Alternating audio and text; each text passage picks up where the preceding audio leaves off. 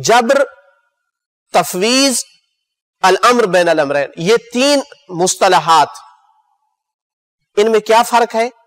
ساتھ یہ بھی بتاتے جائیں کہ اشاعرہ جبر کے کیوں قائل ہوئے اور معتزلہ تفویض کے قائل کیوں ہوئے؟ تو اس کا جواب یہ ہے کہ جبر سے مراد یہ ہے کہ انسان اپنے اعمال میں مجبور ہے، اللہ تعالیٰ جو چاہے وہ کرتا ہے، کسی کو برائی پہ مجبور کرتا ہے، نماز کو ترک کرنے والا ترک کرنے پہ مجبور ہے، حقیقتاً اللہ تعالیٰ کر رہا ہے، نماز پڑھنے والا پڑھنے پہ مجبور ہے، وہ بھی حقیقتاً اللہ تعالیٰ ہی کر رہا ہے۔ انسان کا ارادہ نہ اچھے فعل میں ہے نہ برے فعل میں۔ کیوں قائل ہوئے وہ بیچارے اس بات کے؟ اس وجہ سے کہ وہ توحید افعالی کو بچا رہے ہیں، کہ اگر ہم قائل ہو جائیں کہ نہیں انسان اپنے ارادے سے کرتا ہے تو پھر تو انسان اللہ کے مقابل آ گیا کام کرنے میں، پھر یہ شرک لازم آئے گا، افعال میں کام کرنے میں شرک لازم آئے گا، لہٰذا ہر کام اللہ تعالیٰ کرتا ہے۔ یہ ان کی سادگی تھی، اس وجہ سے وہ جبر کے قائل ہو گئے۔ یہ نہیں دیکھا کہ بھائی آپ ادھر سے یہ تو دیکھ رہے ہیں کہ شرک لازم نہ آئے، ادھر سے یہ نہیں دیکھ رہے کہ اللہ تعالیٰ پر ظلم لازم آ رہا ہے، کہ بندے کو مجبور کر کے گناہ کروا رہا ہے اور پھر اس کو جہنم میں ڈالے گا، اعاذ باللہ۔ معتزلہ جو ہے وہ کس کے کیسے عقیدے کے قائل ہوئے؟ وہ جبر کے مقابل ہے، وہ ہے تفویض۔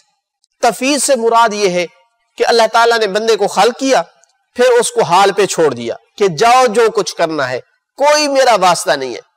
انسان جو اپنی مرضی سے جو کچھ کرتا ہے اچھا کام کرتا ہے یا برا، اللہ تعالیٰ کا اس سے کوئی تعلق نہیں ہے، خود مختار ہے انسان ہر طرح سے۔ یہ تفویض کہلاتا ہے۔ اور یہ تفویض کے قائل کیوں ہوئے؟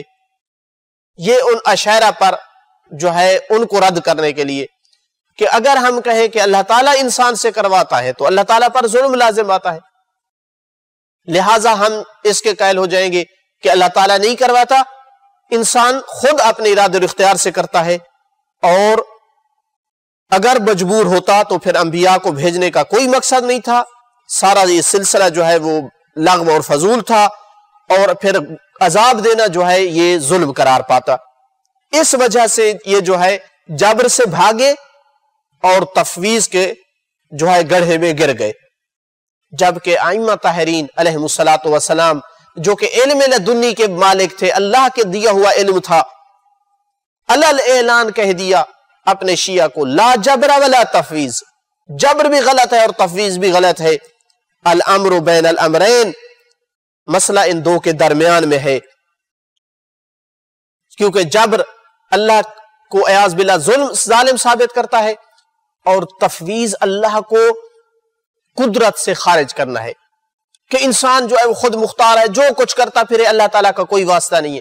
ایسا نہیں ہے، انسان سانس نہیں لے سکتا اللہ کے اذن کے بغیر، چاہے جائے کہ کوئی بڑا کام کرے، ایمان لے آئے اور بڑی بڑی باتیں کرے اللہ کے اذن کے بغیر، یا بڑے بڑے جرائم کا ارتکاب کرے، قطعاً ایسا نہیں ہے۔ ایک پتا جب حرکت نہیں کر سکتا ہے اللہ تعالیٰ کے اذن کے بغیر، تو انسان کیسے کر سکتا ہے؟ لہٰذا صحیح نظریہ تیسرا نظریہ ہے جو الامر بین الامرین کہلاتا ہے، کہ انسان اپنے ارادے اور اختیار سے کام کرتا ہے، لیکن اسی کام میں وہ اللہ تعالیٰ کی قدرت اور اس کے اذن کا محتاج ہوتا ہے۔